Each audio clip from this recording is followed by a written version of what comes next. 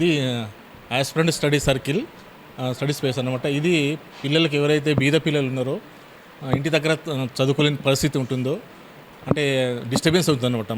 చదువుకోవడానికి అకాడమీ దొరకక, విషయ పుస్తకాలు దొరకక, లేకపోతే ఆన్లైన్లో అవకాశం దొరకక వాళ్ళకి డిస్టర్బ్ అవుతుంది. ఆ డిస్టర్బెన్స్ను తొలగించి ప్రశాంతమైన వాతావరణం చదువుకోవడానికి ఇది ఏర్పాటు చేయడం జరిగింది. ఇది ఎట్టి పరిస్థితుల్లో 99% కమర్షియల్ కాదు. ఇది బీద పిల్లలకి హెల్ప్ చేసే విధంగా ఉంటుంది. ఎందుకంటే నేను ఒక బీఎడ్ కాలేజీలో ప్రిన్సిపల్గా పనిచేస్తున్నాను, నాకు తెలుసు పిల్లల యొక్క పరిస్థితి. ఆ ఉద్దేశంతోనే నేను ఈ స్టడీ సర్కిల్ ఓపెన్ చేసినాను. ఇది కేవలము సర్వీస్ ఓరియంటెడ్గానే, ఎక్కువ ఫీజు కూడా తీసుకోవడం జరగదు. మిగతా వాళ్ళందరూ ఫీజు యూజ్ చేస్తారేమో, నేను తక్కువ ఫీజుతోనే ఈ అవకాశాన్ని ఇస్తాను.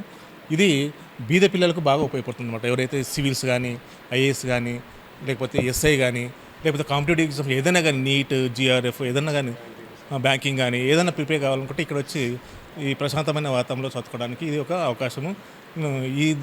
దీనికి శ్రీహరి గారు, మినిస్టర్ గారు రావడానికి కారణం అదే అనమాట. మంచి మోటోతో నేను స్టార్ట్ చేస్తున్నావు కాబట్టి నేను వస్తాను. ఎమ్మెల్యే గారు కూడా చాలా సంతోషపడ్డారు, హ్యాపీగా ఉన్నారు.